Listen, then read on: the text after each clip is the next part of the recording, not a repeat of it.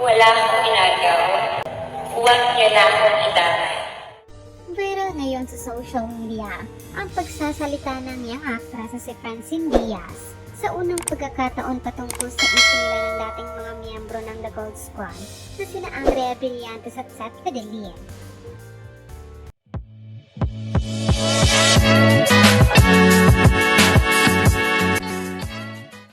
Sa 2 taon na naging usap-usapan ng issue ni na Andrea, Seth at Francine, ay ngayon lamang nagsalita si Francine at ito ay hindi para lamang protektahan ang kanyang sarili at matigil na ang issue, kundi upang protektahan ang kanyang buong pamilya na sobra na umanong naaapektuhan sa pamabash na nila. Kwento ni Francine, nitong mga nagdaang linggo lamang umano ay isinugod nila sa ospital ang isa sa nakababata niyang kapatid dahil nag-hyperventilate ito na ayon sa doktor ay sanhi ng anxiety. Nang tanungin umano nilang kapatid, sinabi nitong may nabasa raw kasi itong hate comments patungkol kay Francine at hindi na raw yun nawala sa isip ng bata. Kaya ito raw ang isa sa dahilan kung bakit siya nagsalita at ayaw na niyang magpatuloy pa ang issue. Nilinaw din ng young actress na hindi siya nagsalita upang patuloy na mabash si Andrea, kundi upang linawin na rin umano ang lahat. Sa kapilang dako, ikinuwento rin ni Francine ang mga nangyari noon kung saan itinanggi niya ang panunugod issue ni Andrea sa dressing room. Ngunit ang totoo raw ay tumawag ito sa kanya at galit na galit.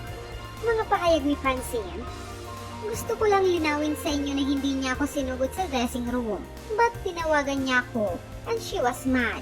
She was aggressive. Pagbabahagi pa ni Francine, totoong pumunta si Seth sa bahay nila noon upang humingi ng tawad dahil sa pagkakadawit ng pangalan niya sa problema nila ni Andrea.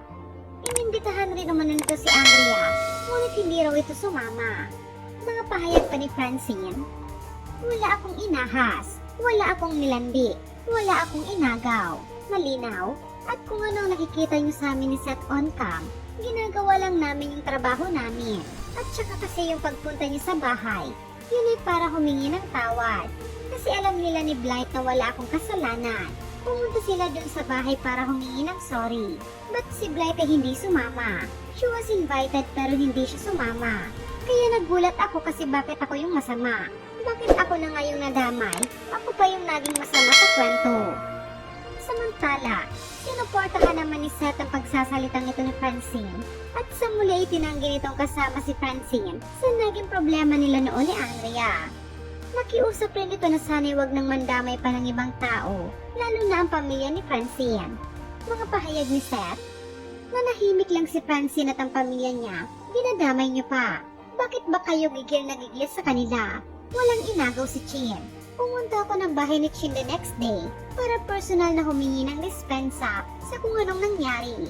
At kung merong dapat sisihin dito, siguro ako. Kasi kung hindi po ako pumunta sa dressing room na yun at walang picture lang, story lang nag-trigger na ang lahat.